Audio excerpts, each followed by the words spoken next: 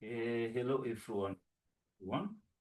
Let me welcome you to Medzone African Motives. Today we are going to be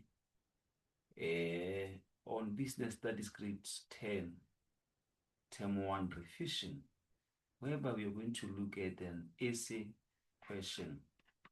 We are going to look at an essay question. So, which we know very well that is section C of our question paper. So that is that. So the paper that you are going to prepare ourselves with, it was written in Eastern Cape. This paper was written in Eastern Cape Province on the 10 March 2025. So that is that. So we are going to do an essay questions. We're going to do an essay question today. So for this paper that was written 10 March, which is Business Studies Grade 10. This is Business Studies Grade 10. So grade 10, let us be together from the start of this presentation to the end of it. So that is that. So now let us quickly attend to the question. So here we are on our section C. So here is our section C. As it says, answer one question in this question paper. So we are going to answer two of them, question 5 and 6, so as to prepare ourselves. So without wasting time, let's attend to question 5, business environments. That is business environments. So it says, the business is influenced by many internal and external factors. So this is the passage that you are given, or this is the scenario that you are given. So after reading this passage, we are going to answer the questions that follows. So the business is influenced by many internal and external factors, market and macro environment. So management must know how to identify challenges and also know the interrelation between the micro, market, and macro environment. So that is that. So now you are to write an essay on the following aspects. So our essay is going to be based on these given aspects. And remember very well that before you can attend to those aspects, you first have to give what? An introduction. An introduction. Then you can get to the body of the essay with what? With these given aspects. And after that, you conclude. You give what? A conclusion. So the first aspect is outline the reasons why competition poses challenge to a business. That is that. The second one, discuss 4 components of the macro environment. The third aspect, we are to explain the reasons why macro environment can be a challenge to a business. And the last aspect is advise business on the interrelationship between the micro market as well as macro business environments. So that is that. Now let us quickly go to the answers. Here we are on our answers, section C. So as it says, mark the first answer only. So like I said that for us to write essay, we first have to start with what? Introduction. So now let us go through that introduction. As it says, the business environment consists of the macro, market, and macro environments. So that is that. So meaning business operate within 3 levels of environment. So it simply says business operate within 3 levels of environments. Within 3 levels of environment. 3 business operate within 3 levels of environment. So that is that. So that's when we're talking about micro, market, and macro. So For example, we can say a shop control staff. Once the shop control staff, that is micro environment. Also, a firm competes with other shops, that is market environment. So again, it is affected by inflation. So that is when we're talking about what? Macro environment. Hope we're together on that. So still under introduction, there is other point which says the market environment is part of external business environment. That is true. Market environment is part of external environment. Because when we talk of market environment, it includes customers, competitors, suppliers outside the business, directly outside the business. So market environment is external environment directly outside the business. So that is that. So another point says the business has no control over the components and challenges of macro environment. That is true. The business has no control on macro environments. You cannot control inflation. So that's that.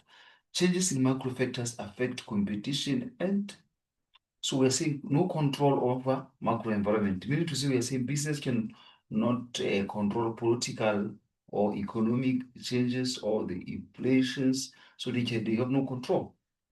So they can't stop inflation, like I've said. So now it further on says the challenges related to components of the market environment are directly influenced by events in the macro environment. So we say macro environments or macro events influence market challenges. That's what we are saying, that market environment, macro environment influences market challenges. So we need to say changes in micro factors affect competition as well as customers. So that is that. For example, high inflation reduces what? Consumer spending. That is why we are saying the challenges related to the components of market environment are directly influenced by events in the macro environment. So any related introduction related to the business environment is accepted. So now let us come to the first aspect that we are to talk about, which is reason why competition poses a challenge. We want to know the reason why competition poses a challenge. As it says, competition is as one of the components of market environment poses a challenge to a business because it is not within the control of the business. So it is not controlled by business. That is the reason. So business cannot control competitors' actions. That is why we are saying it poses challenge. So business, they have no control over that. So if the new store opens by, they can't control that. That's what we are trying to say. So it further on says consumers will buy from the business where they get most of value for money, and they could choose the competitor. So we are saying consumers buy where they get value. That's true. Consumers buy where they get a value. We know very well that customers choose cheaper or better quality products. So that is that. That is buying from checkers because prices are lower. So this is what we are trying to say. Business could find that they are unable to make sufficient profit when demand is not high enough. So that's the reason why competition poses challenges. That is another reason where we are saying low demand reduces profit. That is why a business could not find that they are unable to make sufficient profit. So we are saying low demand profits. If customers don't buy, profit is going to decrease. So that is what we are trying to say. Also, it further on says business could find it difficult to differentiate itself from competitors to gain competitive advantage. Hard to differentiate products. So it means we're going to have, it's going to be a problem. Difficult to stand out from competitors. Because we find that many clothing stores are selling similar jeans. So that is that. Also, we are saying new entrants with better products can enter the market and divide market even more, thus decreasing the business market share. So here we are saying new entrants reduce market share. So new entrants can reduce market share for the existing business. So new business divide customers. That's what you know. So for example, a new fast food outlet attracts customers. So that is why we say new entrants with better products can enter market and divide the market even more. So that is that. So now we're coming to another aspect, which is for macro environment. So we have to talk about for macro environment. So we are on four components of macro environment, and we're going to talk about physical or natural environment. Physical or natural environment. As it says, the physical environment refers to the availability of natural resources and sustainability of mineral resources. So it means that the business depend on resources like water, oil. So that is that. For example, a petrol station depends on oil supply. That's why I say physical environment refers to the availability of natural resources. So we have to get on that. Also, it further on says, many business depend on natural resources to produce or deliver services. So scarcity of resources. So some resources are limited and expensive.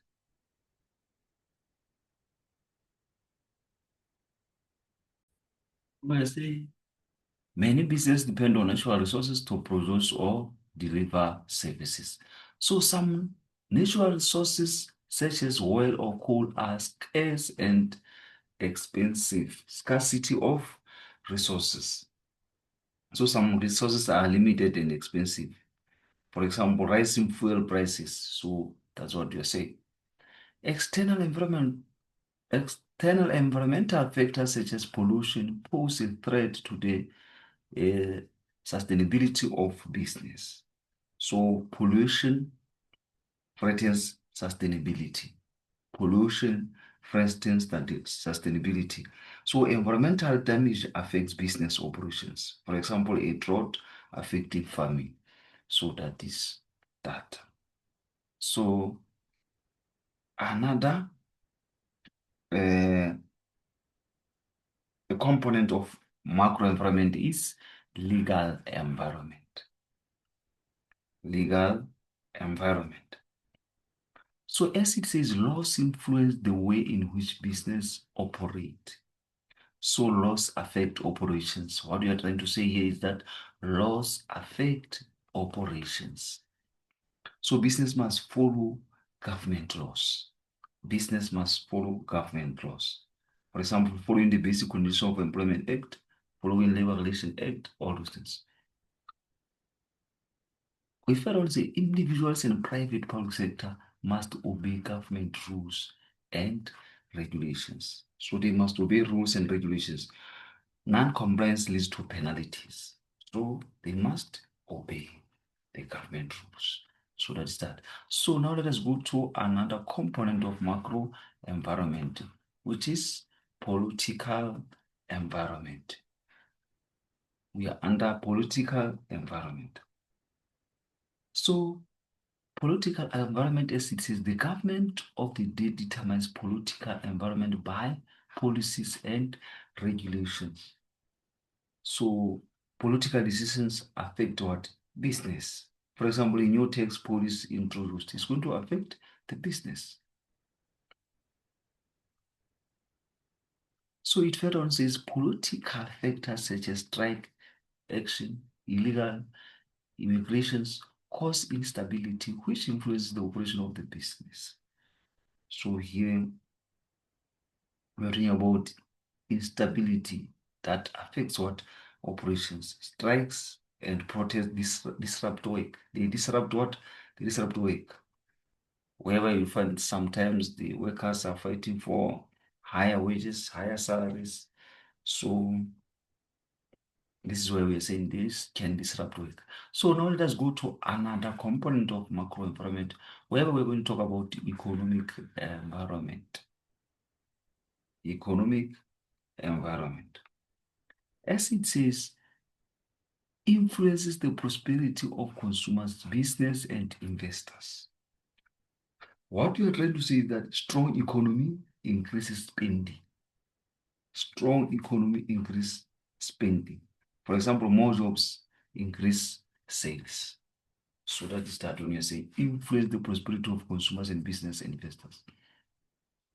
Also says government's monetary and fiscal policies have a direct impact on economic environment. So here we're talking about what monetary and fiscal policy impact the business. So interest rates and taxes influence what cost. So that's what we are trying to say. So it again says economic changes affect business. Example, business pay less to import raw materials if the rent is stronger than foreign currencies or exchange rate. So here we're talking about what exchange rate changes. So strong rent makes imports cheaper. Strong rent make imports cheaper. That is that. So inflation decreases the value of money and assets. So we know very well that inflation reduces value of money. Price increase over time. A period of recession slows down the economy and causes unemployment.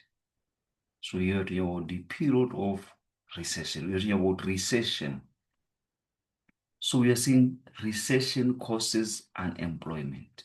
So we need to say slow economy reduces what? Reduces jobs. So that is that. For example, the business now is going to retrench what? Workers. Changes in interest rates increase the cost of debt. So interest rates increases what? Debt cost. Loans become expensive. So that is that. So now we are on to another component of macro environment. We are now on another component of macro environment. So now we are on social environment. We are on social environment. So that is where we are now. We are to talk about this component of a macro environment. It says the social components of macro environment includes people, cultural backgrounds, and income levels. So that is that.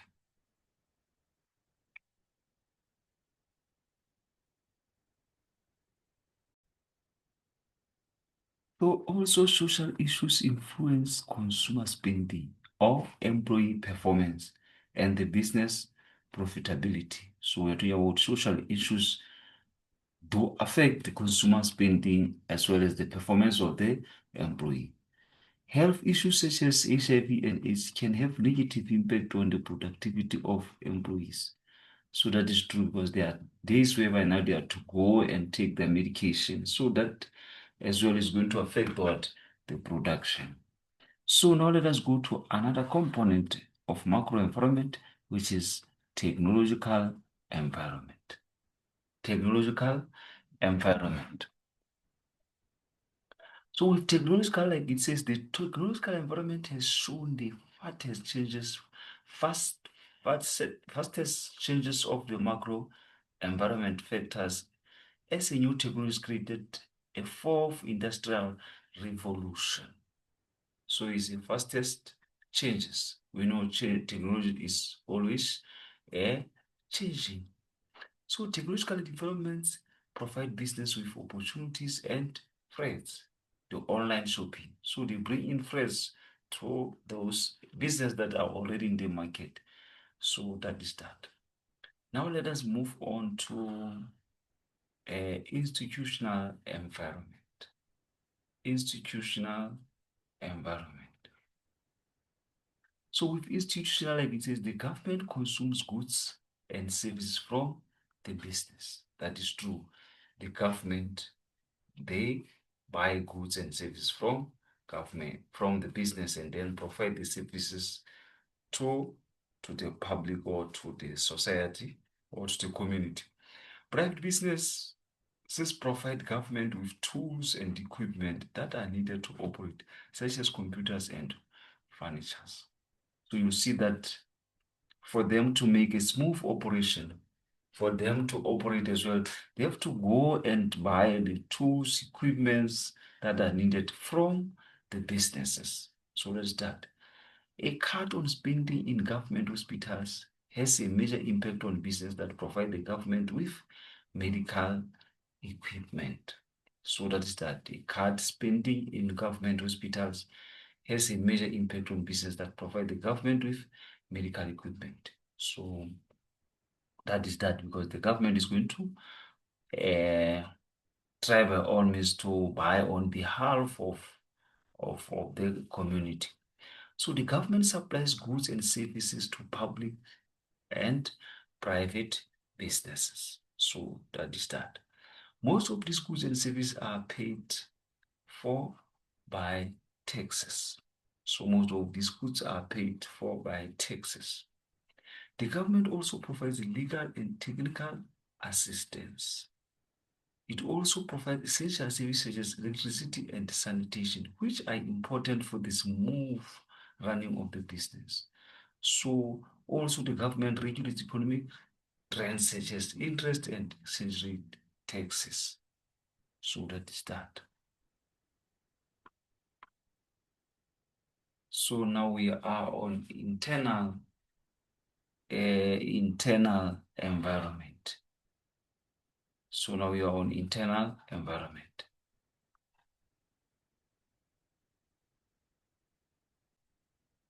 Oh, the international environment. International environment. Business has changed much in recent years due to globalization and international communication. So that is that. Business changed much in recent years due to globalization. So businesses are forced to keep up the global trends, to stay in the market and keep their quality and prices up to world standard. So that is that. So now let us move on to 5.4, the reasons why macro environment can be a challenge to business. The reason why a macro environment can be a challenge to business. So the first one, they've said the business do not have control over macro environmental factors, yet they are bound to affect them. So you're talking about no control over it. So it means business must just adapt. They must just adapt. So for example, the business cannot control fuel prices hikes. So that is that. The macro environment can also greatly affect consumers directly, affecting their ability and willingness to spend. So the macro environment, as we are saying, it can affect greatly. It can also greatly affect consumers directly. So it means that it affects consumer spending. It affects consumer spending. Less income is equal to less buying. So customers will buy fewer luxury goods. So that is that.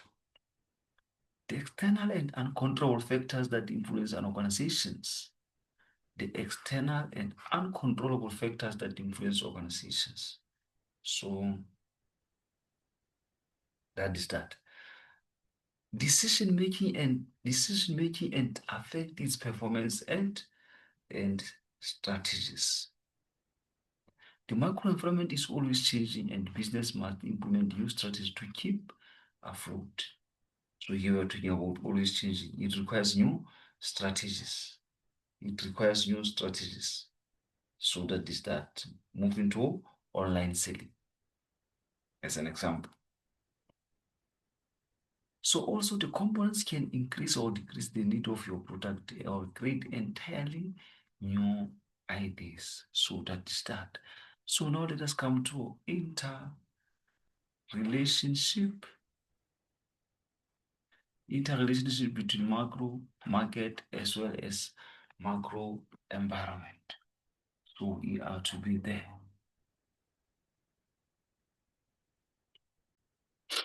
So now we are on interrelationship between micro, macro, as well as market. So it says business enterprise are in constant interaction with elements present in all three business environments. So meaning to say, we are saying business interacts with all environments. So all three environments affect each other. So that is that. So you'll find, for example, let's say government laws, which you know very well, it's macro, affect suppliers, and suppliers is what? A market. So that is that. An entrepreneur uses factors of production to produce a product or service. So you combine labor, capital, and land. So that is that.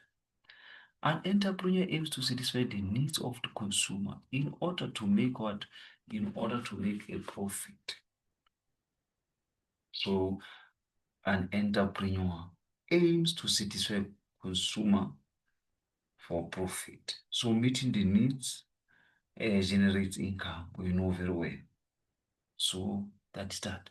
During this process, the entrepreneur is subject to all challenges. To challenges coming from amongst others, competitors as well as the government. So we are saying during this process, an entrepreneur is subject to challenges coming from amongst others, competitors as well as the government. So now it further on says entrepreneur must deal with labor crisis, demands such as BEE and affirmative action. And affirmative action. So let us move on. Provide products and services. Service is therefore not a simple process that can take place in isolation. So once we provide product and service, it means it's not simple that you can uh, say who you are in isolation. It is complicated process where many influences are present. So business exercise control over the elements in the macro environment. Example, a business can force consumers to buy their products, but it can influence consumers through competitive prices and advertising. That is that. A business can neither influence or nor exercise control over the elements of the macro environment. A business must adapt to challenges from the macro environment and formulate strategy to cope with these challenges. The three business environments are interrelated. So that is that.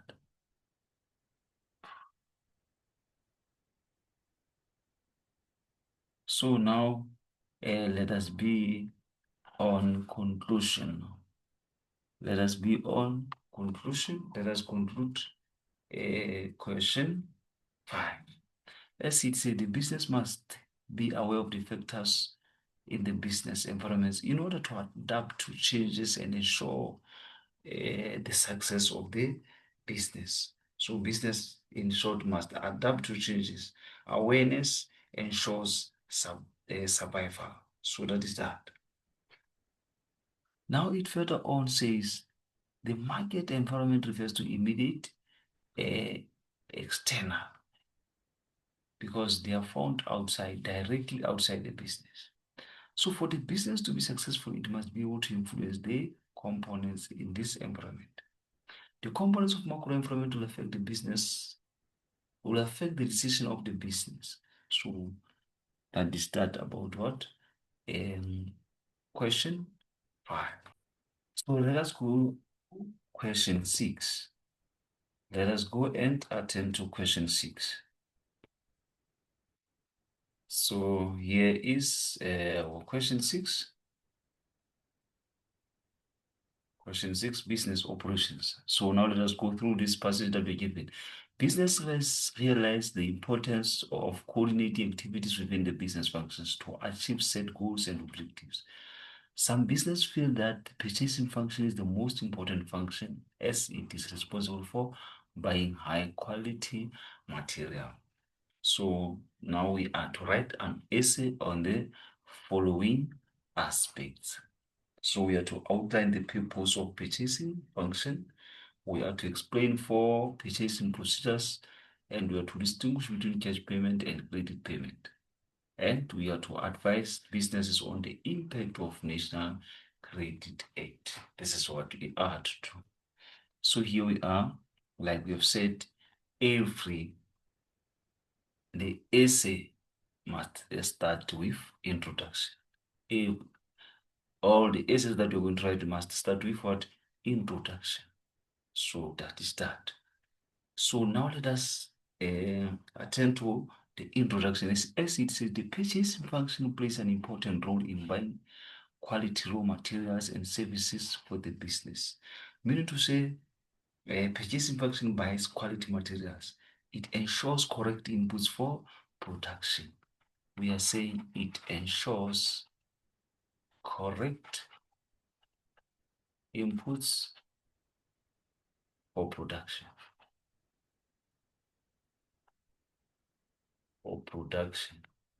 So for example, buying fresh ingredients, correct purchasing procedures or processes to avoid unnecessary expenses or expenditure. So meaning to say avoid unnecessary expenditure. So here we're talking about proper process prevents waste. So the proper process prevent waste. So let's start. There are different methods of payment that the business can utilize their purchases. So we're talking about different payment methods available. We can talk of cash or credit options. So that is that. So it further on says the National Credit Act was introduced to protect both business and customers. So that is NCA protects business and customers. So it prevents reckless lending. So that is that. So now let us go to the first aspect that we are asked to talk about, which is the purpose of the purchasing function. Purpose of purchasing function. So it says manage stock to ensure sufficient levels of stock to carry out the business operations. So here we are talking about what? Avoiding shortages or overstocking. So that is how you manage stock levels. Continuously looking for the best reputable suppliers. So you find the best suppliers. So that is the importance of a purchasing function, to find the best suppliers. So you ensure quality and reliability as you do it. Regular contact other business departments to determine their needs. So you communicate with departments so that you know what is needed. Send damaged goods back to the supplier and see to it that it is replaced. So here we're talking about what? Returning of damaged goods. So ensure quality control. So that is that. Receive or send damaged goods back to supplier and see. So this is what we've talked about. Receive confirmation that all goods were according to specifications and the price invoiced as the quoted price. So that is that. Also negotiate best possible terms of payment with suppliers. So here you negotiate payment terms, you try to improve cash flow. So that is that. So now let us go to purchasing procedure. Let us be on purchasing procedure, where we are asked to determine the need for product or requisition. So this is where we are now. purchasing procedure. So the first one says liaise with the financial department to establish budget for purchasing goods and services. So you identify the required goods. Determine the product and material resources needed of the business. So you make sure that you determine product and material resources that are needed of the business. So the other one, find the right quality and quantity of goods and services at the right price and at the right time. So that is when you know to select the suppliers. So any relevant answer relating to determining need for product requisition is accepted. So this one is about determine price. So when you determine price, we know that you get what? Quotations. So you get quotations and stuff like that. As it says, find the best price by obtaining quotes and tenders of making inquiries. So that is that. Any relevant answer is acceptable. So now let us come to 6.3, where it says select or choose a suitable supplier. So here we are saying select a supplier, choose a reliable one. So choose a supplier with best delivery record. So that is that. So as it says, the purchasing department should choose reliable suppliers for the raw materials. So that is what I've said when I say choose the reliable customer, the supplier. Evaluation criteria based on quality of raw materials and price of delivery time should be used to select the best supplier. So this will serve as a guide when you are to select the best supplier. The purchasing department that should conduct through investigation about potential supplier and their reputation and reliability. So any relevant answer related to choosing the supplier is accepted. So now we are to place an order. We are to place an order. So you send written order. For example, emailing purchase order. So here they say the purchasing department should place an order in writing so that delivered can be compared with the other one. So let it not just be verbal, but make sure that it is in writing. Confirm the prices of the products on order to avoid surprises when payments are made. So make sure that you confirm the prices of the products before the payments can be made, because now we are trying to avoid those surprises when payments are made. So now we are on another aspect, collect or receive the order. Collect or receive the order. So that's that. The purchasing department should ensure that the right orders are received and recorded. So they are making follow-up to make sure that the orders have reached the hands of customers. The quality and quantity of stock received should be checked against the order. That is true. The purchasing department should keep a copy of delivery note for record keeping purposes. So any related answer, it's acceptable.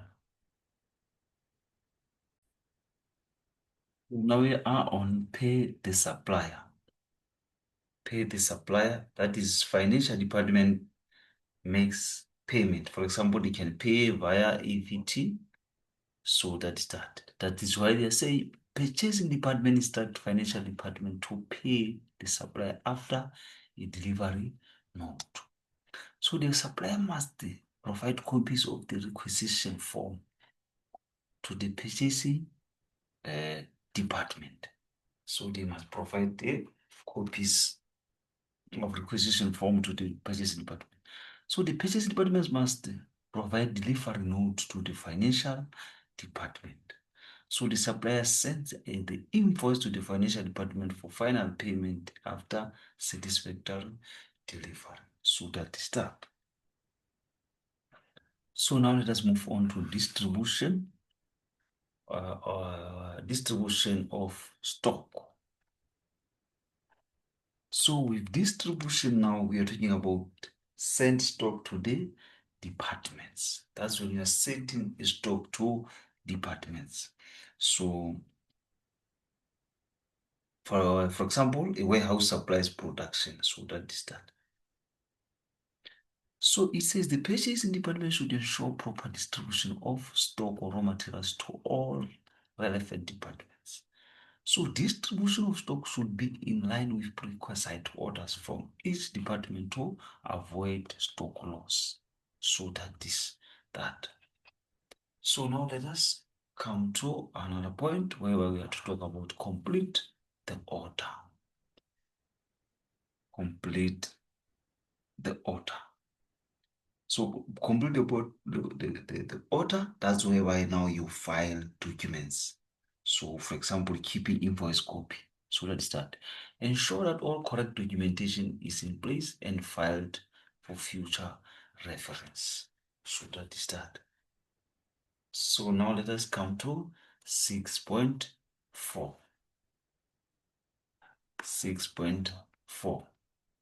So with 6.4, it reads as for distinguish between credit and cash and credit payment. So this is where we are now. So that is cash versus credit payment. So they're saying cash payment refers to all payments made by cash or check or business purchases or business purchases. So that's that. Also, cash payment enables the business to budget for stock purchases and avoid unnecessary delays. So that is about cash payment. So the cash payers can qualify for cash discounts. So that is that about cash. So like we've said, it refers to all payments made by cash, or it can be by bank through check. So that's that. So credit payment refers to all payments made by means of credit cards on future date for business. That is that. Credit payments allows business to buy stock and pay on a future date. So the credit payer can pay more goods due to interest added on credit purchases. So that is that about the difference between cash payment and credit purchases. So now we come to the impact of National Credit Act. Impact of National Credit Act. So we're going to start with positive or advantages of National Credit Act. Lower bad debts resulting in a better cash flow. So it lower bad debts, fewer unpaid accounts. So that is that. Protects business against non-paying consumers.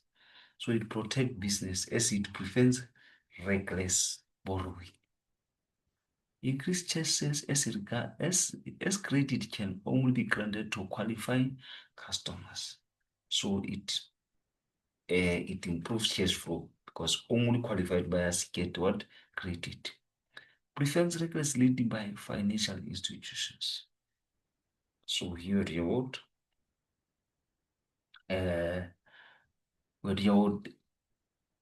prevents reckless lending by financial institutions. So that is that. Ensure that business settle their debts on time so that they can obtain good credit score. Very important. Ensure that credit process is transparent and both business and customers know their responsibility. So we're talking about what? Clear responsibilities. Ensure that credit processes is transparent. Ensure that credit process is transparent. Both business and customers know their responsibility. That is a transparent credit processes as well as clear responsibility. So now we are on drawback disadvantages. We are on disadvantages now. So on the disadvantages, wherever we're talking about the negative side of this act, as we can see, business are forced to budget to keep more cash, have enough cash on hand for stock purchases. So that is that. Business can no longer take risk of selling poor quality goods at high prices. So that is a negative part because businesses now are no longer take risk of selling poor quality goods at high prices. Now they are not going to be able to do so. So also business can no longer carry out credit marketing. So they can no longer go to do what? Credit marketing. So we can no longer carry out aggressive credit marketing.